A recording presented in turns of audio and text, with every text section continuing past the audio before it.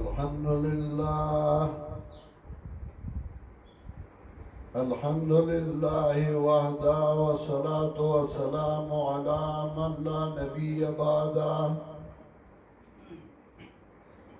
أما بعد فأعوذ بالله من الشيطان الرجيم بسم الله الرحمن الرحيم الحمد لله رب العالمين الرحمن الرحيم مالك يوم الدين إياك نعبد وإياك نستعين اهدنا الصراط المستقيم صراط الذين أنعمت عليهم غير المغضوب عليهم ولا الضالين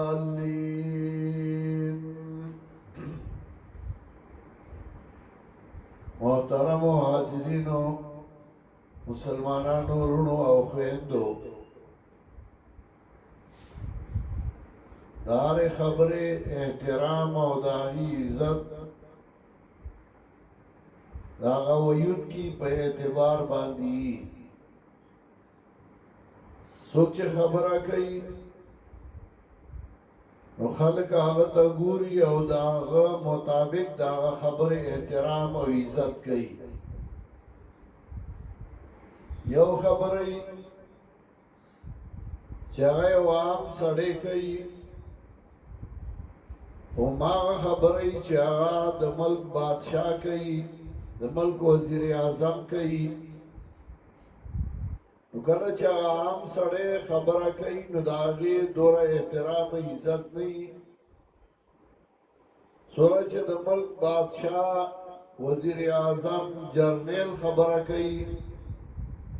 هغې ته خلک ډېر په سوچ سمج باندې ناست دي او اوري او غوږ ورته ږدي او خبره مني دغسې په دې دنیا کې یو طرف ته مخلوق دی او بل طرف ته خالق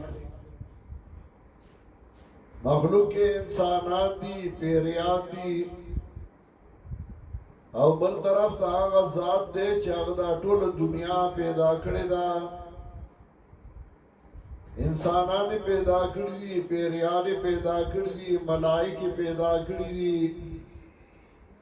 مارغان او زناور پیدا کړی دي نو که انسان یو خبرو کی نداغی یو مقامی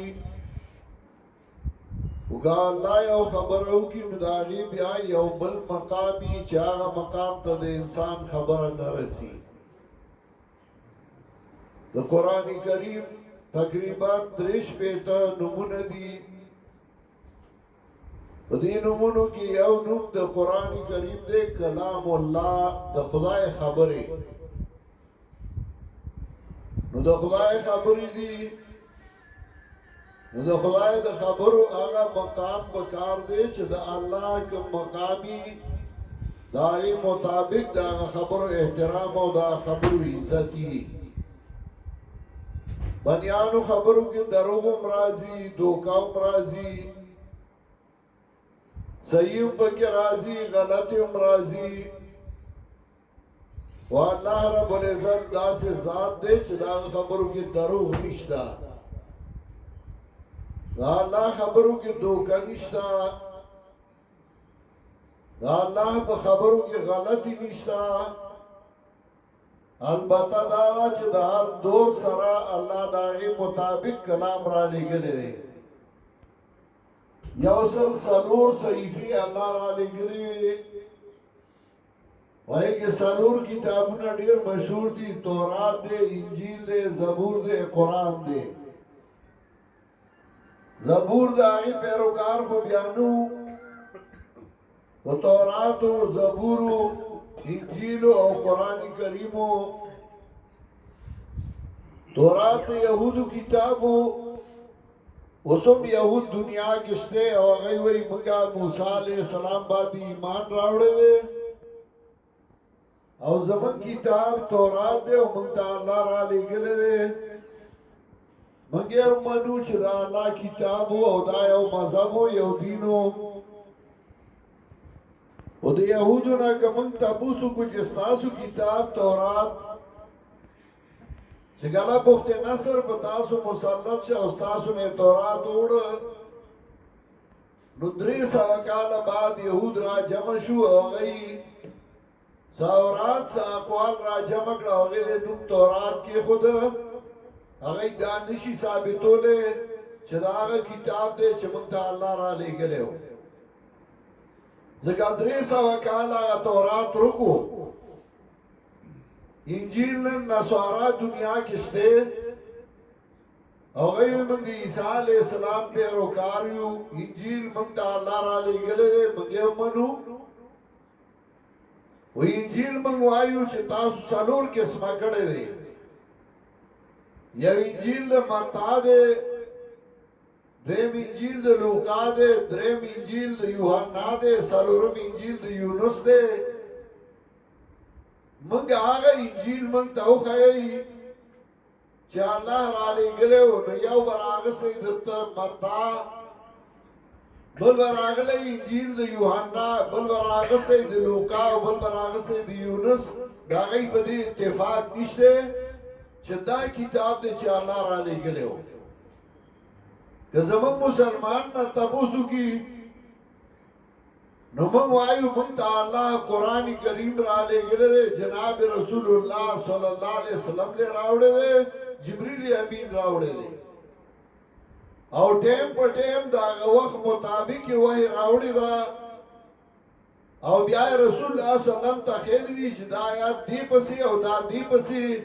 دا صورت دې پسې دا یې ورته ښیلی دي که په مشرق کې مسلمان دی که مغرب کې دی که شمال کې دی او که جنوب کې دی نو دا قرآن به رالي چې د فاتحې نه شروع دی او په سوره والناس باندې ختم دی زمون کتاب چې الله را لېږلی هغې د ټولو مسلمانانو اتفاق دی خو بدقسمتي دا ده چې میډیا نن د یهودو او نصاراو په لاس کې ده شور یې جوړ کړی مسلمانانو کې اتفاق نشته او مسلمانانو کې اتفاق نشته اتفاق مسلمان کې دی په هغه کتاب چې هغه الله را لېږلی هغوی کې اتفاق نشته نه په کتاب اتفاق شته او نه په پیغمبر اتفاق شته او بدقسمتي دا چې مسلمان دا خپل کتاب نه ناخبره او کوم چې الله را لېږلی و دې کې صرف عبادت نو په دې کې د پبلک لایف دپاره د خلکو د ژوند دپاره اصولو د کور د اصلاح دپاره 13 قوانینو چې د ښځې او خاوند به نه جګړه راځي او نه بروانه راځي که په دې عمل وکړي د بادشاه او د رعیت دپاره اصولو د عام فرد دپاره اصولو د هغه د ژوند تېرولو د کلي او د ښار د اصلاح دپاره اصولو هغې له مستقل صورت و صورت البلد البلد عربی کې وایي پښتو کې ورته موږ کلی وایو انګلیش کې ورته ویلیج وایي او د کلی د اصلاح اصول یې ښودي وو د جنګ اصول یې ښودي وو د سپاهي تربیت اصول یې ښودي وو خو که یو مسلمان نه تپوس وکړي چې ما ته قرآن کې هغه صورت وښایه چې هغې کې د کلي اصلاح ده نو ډېر کم به ترې خبرې کې خبر نه دي مثال یې داسې دی لکه ستا یو دوسری په بهر ملک کې دی انګلینډ کې دی امریکا کې دی تا ته هغه خط راولېږه خط فرانسیسي کې دی یا بله ژبه کې دی ته پرې نه پوهېږي نو هغه خط تا رااغستی او په ټولو اعتبار کې ګرځي څوک به په دې پوهېږي چې دا خط راته ولولئ زما ملګري خط رالېږلی دی خو څومره بدقسمتي ده چې الله خط رالېږلی دی او موږ د هغې نه ځان نه خبروو موږ نه ګورو چې الله موږ ته څه لیکلي دي څه ویلي دي څه خبره یې کړې وه دا موږ مولیانو ته پرېښودی دا د مولیانو کار دی زمونږ خاندان کې مولا نه و تېر شوی زما نیکه زمیندارو اور نیکه زمیندارو صاحب جیدادو اوسم کاروبارونه دي الحمدلله او زما والد سے بیلمو کو او زمن د پښتنو دا بد قسمتي و نن ډیره زمانہ مخکې په پښتنو کې اعلی او تن پیدا کړو مولانا عبدالواحد چې ترمزی باباجي وته وي او هغه په پښتنو کې ځای په ځای مدرسې جوړې کړې وي او په هغه مدرسو کې هغه الکانو ته قرآن خود او انګريز کله دا پرې خدا هغه د دوړو علومو لپاره د قرآن د علومو لپاره او دنیاوي علومو لپاره د اسلامیه کالج بنیاد هغه خو دی خو هغه کله دا پرې خود چې دا قوم د دوړو علومو نه خبر شي ځکه کدی خبر شو نو بیا دې قوم باندې منګه حکمرانی نشو کولای او اوس ما دور را روان دي علامه اقبال ځکه وایي دنیا کو ہے پھر ماری کئی روح بدن پیش تہذیب نے پھر اپنے درندوں کو ابھارا دنیا طبیعت روحانی قوتونو د بدني قوتونو هغه وخت را روان دي او بیا هغه درندگان را پاسېدلي دي دنیا کو ہے پھر ماری کئی روح بدن پیش تہذیب نے پھر اپنے درندوں کو ابھارا اللہ کو پامر دی مومن پہ بھروسہ ابلیس کو یورپ کے مشینوں کا سہارا دا اللہ دا مومن پہ پامردائی دا پا کلکوالی بھروسہ دا دا یورپ پہ مشینانو سہارا دا اور بیاوئی غیرت بھی تو ایک چیز ہے جہاں تگدو میں بینات یہ درویش کو تاجی سردارا غیرت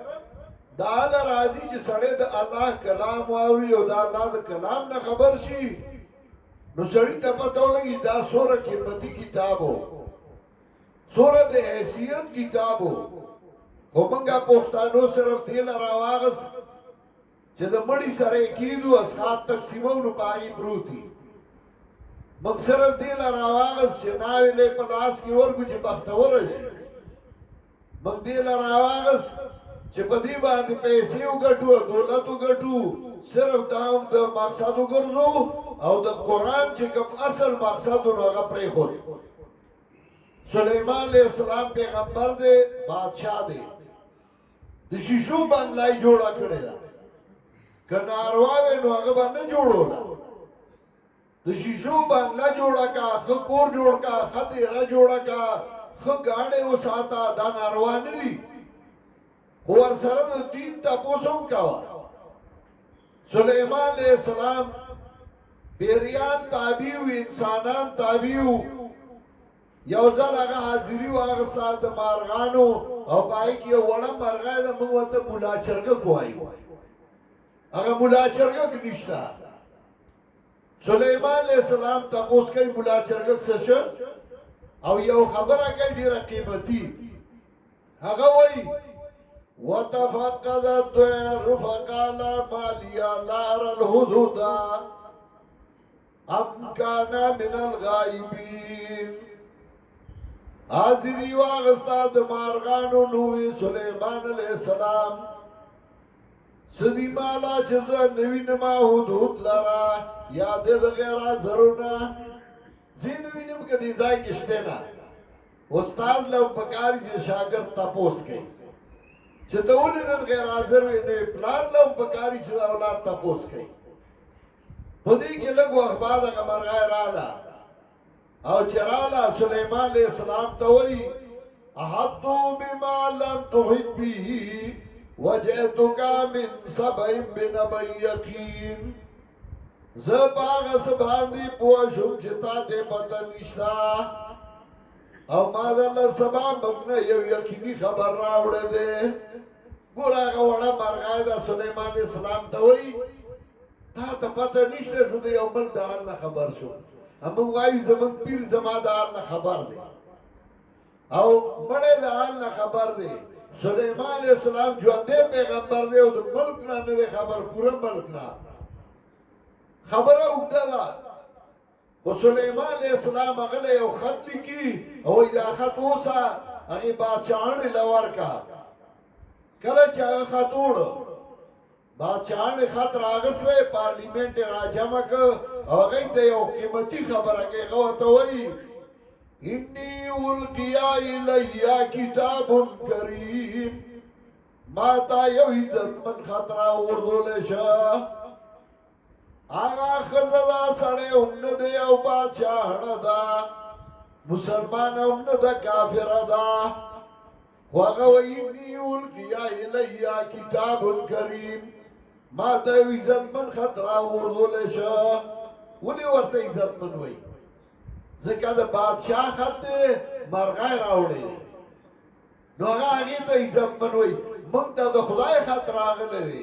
جبریل امین راوڑے رسول اللہ صلی اللہ علیہ وسلم پہ خلق وردو لینا من سکا دا دی قدر نو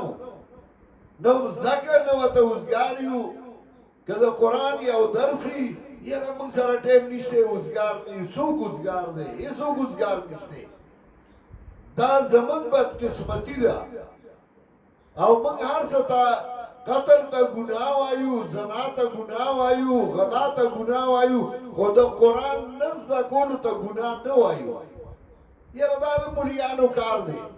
دا دا ملانے دا دا ہر مسلمان دے چه من دا خدای کتاب زدکو پا دی زان پوکو او دا دی میشن دا پارا منگا زمان والد سے بو دنیا کارم کو داغا زمانی ٹرانسپورٹرو ٹرکونو بسونو زم درس کوما خپل کاروبارونو کوم ورسره او درسوم کوما دا سګران کار نه دی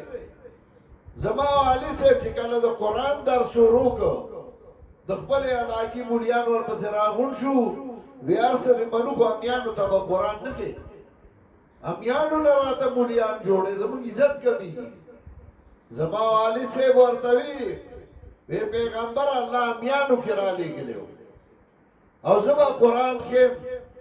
باغې ډېر تکلیفونه مصیبتونه برداشت کړل زمانه مشر ورو هغه له چا زهر ورکوي وجه جیلونه برداشت کړل خو قرآن هغه وښود نن الحمدلله د قرآن درسونه ځای په ځای باندې دي او د قرآن درسونه شروع دي د ډاکټر مصری خان په کور کې هم د قرآن درس شروع دی دا څومره خوش قسمتي ده ګوره په دې زناورو کې دوه قسمه زناور دي یو هغه زناوري چې هغه صرف مرداري خوري یو هغه مرغای او هغه زناور دی چې حلال هم خوري او مردار هم خوري لکه چرګ هغه چې حلال او مردار دواړه خوري هغه الله حلال کړی چرګ موږ له حلال کړی او چې صرف مرداري خوري تپس گنجای نو هغه حرام دی دینا دا معلومی منگ انسانان یو منگ گناہگار یو منگ دا گناہونا ہم کی دانا چه منگ پاک یو که ملا دے او که پیر دے او که آمی دے او کلا چه سڑے دا خدای کتاب تا ہم لاسو آچے غلطائی با ہم تیرے کی نو اللہ دیر مہربان دے او دا دی کتاب پوا جبان دے منگ دار سے معاف کولشی او کنا منگ دا خدای کتاب شاعتا غرزو لئی نو قرآن کے اللہ ہوئی وقال الرسول یا ربی ان قوم اتخذو هذا القرآن مہجورا پیغمبر با قیامت کی ہوئی اللہ زما دے قوم زما کتاب شاعتا غرزو لے دا من طولو نا تپوس کی نو بدی زائی کی دا ڈاکٹر مصری خان پا زائی کی دا قرآن کریم درس شروع درس ختم شوئے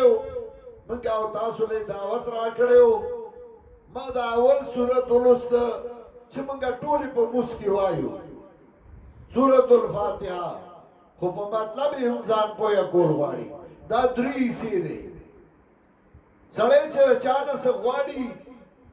اول دا آغا صفتو کی تا دیر خساڑے ہو تا دیر سخی ہو تا داسی ہو تا داسی بیا و تا وی یرا زا جزی ما غریبی ما زما ضرورت دے امداد را سراؤ کا نو په دې صورت کې الله هم دغه چل کوي من تخی چې اول زما صفتونه وکا بیا ځان عاجز کا او ما نه وغواړه او قیمتي شی وغواړه زه به درله درکم نو اول کې د الله صفتونه دي الحمدلله رب العالمین الرحمن الرحیم مالک یوم الدین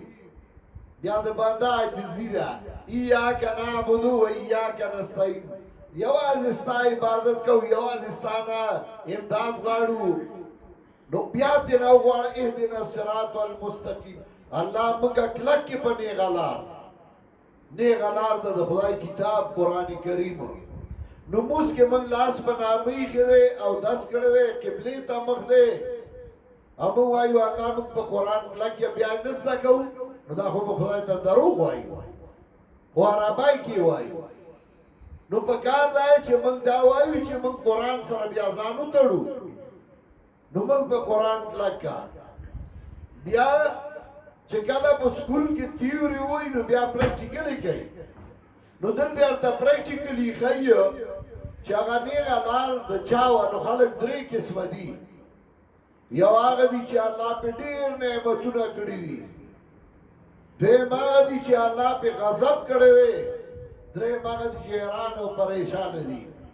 نو صراط الذین انعمت علیهم دا هغه چا لار راته وښیې چې تا پې انعام کړی دی نعمتونه دې کړي احسان دې کړی دی